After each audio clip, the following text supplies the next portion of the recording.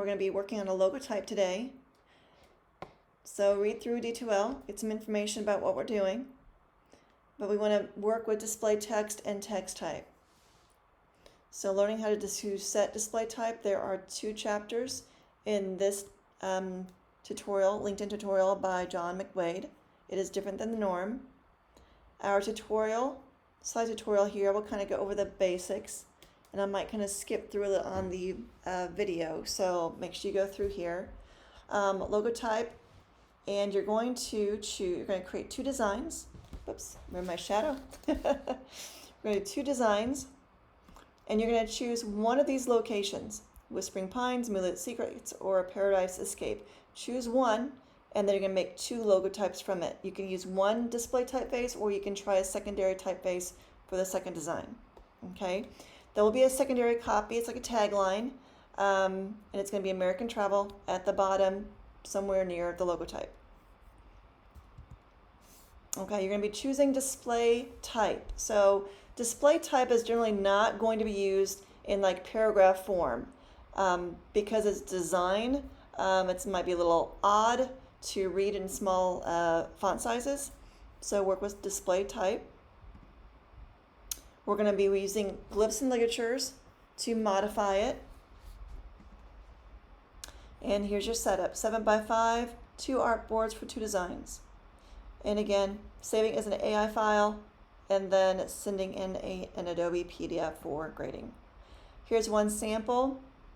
There's your basic copy, adding a T, capital T, lowercase h. Here you get the uppercase F, and on this one you've got the lowercase t to finish it off. Turnip Hill goes through this as well. There's your tagline. Again, font combinations are very important. You don't want 2 very decorative fonts in any layout whatsoever. If you have one that's like really, again, decorative, a little different, especially it's going to be display copy for the most part, then your secondary typeface is going to be more simple. So you're talking at a very, maybe a sans serif or serif typeface too, but very, very simple to read. Here's a sample I'm going to show you today, Whispering Pines. So you know what the final should somewhat look like, right? You can use any typeface though. It doesn't have to be the, this nice little script font. You can choose whatever you want to, as long as there are glyphs to use. Okay, so let's go ahead and look at this. First, again, go back to your business locations, find out which one of the 3 you want to create a logotype for. All right, so what I did is I started just by typing Whispering Pines, and I did it in 2 lines, just easier to work with. And then you're going to just kind of modify and kind of, well, first of all, what font do you want? And you're going to make sure there are glyphs. Okay, so we're going to open up the character panel. We'll pull this over. And if I've got something selected, I can kind of, first of all, go through here, try to find out what I want. I think I'll clear my filters. What did I use? Okay, I think one of these as actually, okay, there's decorative. All right, you can try that. Script, you don't want that in regular paragraph format either, so that wouldn't be good. Handwritten could work. These serif faces could work too, so you just never know. Black letter, Gothic, whatever it might be. So just kind of go through here and see what you can find. I did go to the script. Like I said, you can use any font you want to. But when you're going through here, what do you think we have in glyphs? How are you supposed to figure this out? So what I'm going to do is, first of all, open my glyphs panel 2. So type 2 glyphs, and I'll let this sit here. And this should change depending, here's the font on the bottom, okay? Whatever you have selected will also appear as glyphs. So this one I could tell had quite a few different options, which took me a while to kind of go through. I'm like, well, which one does look kind of cooler? And 2, depending on what your letter forms are, your words, a different set of glyphs might work better, a different font might work better. So there you go. All right, so I'm going to go through here and just kind of go through here. Okay, if I click on Whispering, This one doesn't really have a whole lot to work with. We've got some interesting ones. But again, we're looking for more display copy.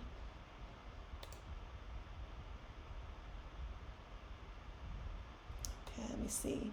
Black, like I said, we can kind of go through. I don't think I've got anything on here right now. Okay, filters. You can always go to discover more and try some more. You might have to. Let me see if this one's got some broken script in here. Okay, broken script. Goes to broken script. Once I click off of it, it's got a lot of different accents above letters, but nope, not really. So again, it is a trial and error for the most part to start this. And you probably don't want to choose something that's too, like, that's not too bad. But there's some that are, there we go, like this, it's not readable. Think of a logo for a business. You want to make sure this is going to be readable and people will know right away when they see it, well, that's the company. So again, logo, very important. This might be some interesting things. Let me see. We'll click on a couple more, see if I can find something. This could be really interesting, actually. Maybe not for this name, but let's see. Nope, just a bunch of different accents. Don't need that either. So again, it is going to be, let me see. See, this would be difficult to read too. I think it's very, very thin. So I wouldn't choose something like this. That's kind of difficult to read either. I bet it's kind of interesting, but probably not the best thing for readability. Let's see what this has. So again, a lot of accents. Let's see, we've got an O and an E together, J, a couple J's, different J's, accents. You know, if you found something you could really, oh, here's got some different swashes to it. So that might be kind of cool. So anyhow, once you get this in here, I'm gonna go back, whoop, undo, redo move. Okay. So once I've got this in here, I'll put my character panel back in here. And I was just kind of trial and error to see what was going on. So I just put this down here and I started coming through here. I'm like, okay, well, if I want a different W, what could that be? So I went in here and double clicked, kind of like that.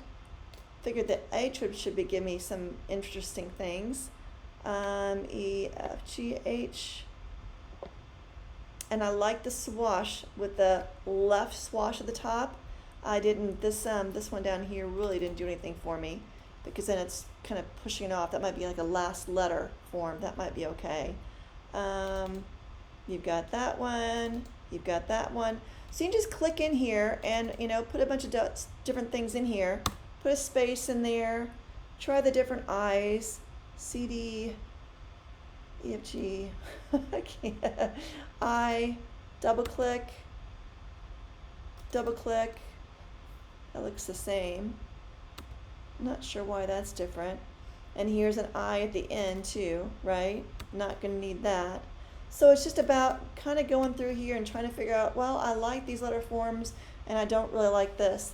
The S had a couple of interesting things in it. So again, I was just doing like a double click. There's the regular one. Would this one work?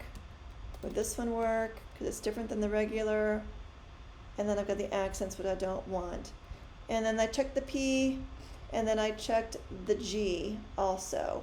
And that one, since it's a last letter, there were a couple different options. So there's a G, and there's a G. And I'm like, I like that one. So what I did, and you can, you know, however you want it to work, but I kind of copied this over, keeping the original, because I always want the original. I don't want to mess that up at all. And then I went through and I'm like, okay, take my W, copy that, put that in here. I like the H. Nope, I didn't like that H, did I? So I put that in here and what happened? Yeah, that didn't work good at all, right? That looks kind of, even if I did a kerning and made this I to go over there, that's not going to work out too well. This H might not be too bad either. Copy this one. Come on. There we go. Okay. but I liked this one better. Where's my H? CD, H, H, H, H. This one. I like that, how that one worked. So I just went and kept coming back here and modifying. This is the last letter, so I want the swash at the end. E, F, G. I think I went this way. Yep. I like the way this worked well with the H and the W here. And then I did the same thing with the P and with the pines. Tried different letters. The nice swoosh one with the P did not read well. I'll kind of put this in here just so you can see it. Capital P. There's that, almost kind of looks like a V, like a vine. So be careful with your readability. But anyhow, what I ended up doing is I had to, we'll just jump in here, get rid of this glyphs. I had to put kerning in here. So if I go to my character panel here, come on, I know I put some kerning in here. Maybe this is a different version. Okay, between the N and the E, I know I did. Maybe in between the S and the P, it's like I added some. So it just kind of depends. And then I chose a nice simple font to kind of fit right in between these two little letter forms here, kind of aligning the N with the swash and the S with the A, and I put that in there. So that's going to be my first one, and you can try a second one with a different font completely for the display copy, or you can try, maybe it had some great swashes and you weren't sure which one you liked the best, but make sure it is all readable. And want to do it really nicely, you can take this and just jump it up in size. And how I did that is whenever you're selecting, you can take your, let me jump this up, your select tool. Now if you click on something, it's only selecting one item, right? I click another one, it selects that. If I click and drag over these two elements, it selects both of these items. And if I click and drag this way, I've got my cursor at least on top of 3 different text frames, and now they're all selected. And then I can go hold my shift key down, grab a corner handle with my black select tool, and click and drag with the shift key down, because you want to keep the letter forms in proportion how they were designed. Without the shift key, you might do some really bad things. So hold down the shift key, zoom it up, and that'll be how you want to present it. Okay, saving with, again, your last name, and then save it a PDF, and then turn in those 2 logotypes.